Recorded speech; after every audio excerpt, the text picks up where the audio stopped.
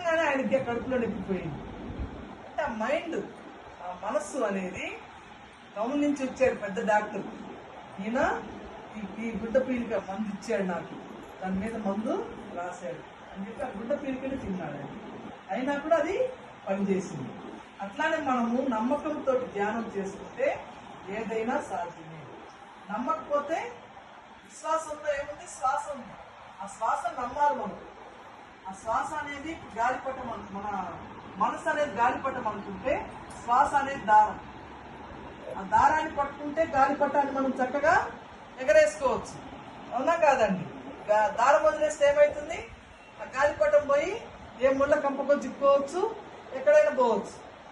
ఆ శ్వాస అనే దాన్ని పట్టుకుంటే మన మనసు చక్కగా గాలిపటం మన చేతిలో ఉన్నట్లు మన కంట్రోల్లో మన మనసు అనేది ఉంటుంది. అట్లానే అమెజాన్ అడవుల్లో కూడా ఒక ఇద్దరు ఫ్రెండ్స్ నడుస్తూ పోతున్నారంట. అక్కడ దట్టమైన అడవులు, విష పురుగులు ఉంటాయంట అక్కడంతా. ఇద్దరు పైకి చూస్తూ మాట్లాడుకుంటూ పోతుంటే ఒక వ్యక్తి కాలు మీద కప్పబడింది, ఇంకొక వ్యక్తికి పాము పడి కలిసింది. వీళ్ళు కాలు ఇదిల్చారు. ఇద్దరు పడంగానే ఏం చేస్తారు? కాలు అట్లా అంటారు. ఈ కప్పబడిన కాలు మీద కప్పబడింది, ఈ కప్ప పోయి పాము గరిచిన వాడి మీద పడింది. ఆ కప్ప వాడి కాలు దగ్గర. ఆ పాము గరిచినటువంటి వాడి దగ్గర ఉన్నటువంటి పాము ఈ కప్పబడినటువంటి వాడి కాలు మీద పడింది. ఇతను ఏమనుకున్నాడు? పాము గరిచిన వాడు చూసి ఆ కప్ప నా కాలు మీద పడింది అనుకున్నాడు.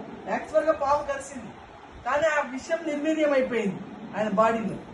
ఈ కప్పబడినటువంటి వాడి పాము గరవల పాపం, కానీ వాడు ఎదిరించేసరికి ఆ పాము వచ్చి వీడి కాలు మీద పడింది. వీడేమనుకున్నాడు? ఆ పామును చూసి ఈ పాము నన్ను గరిచింది అనుకున్నాడు. అనుకొని వాడు చచ్చిపోయాడు.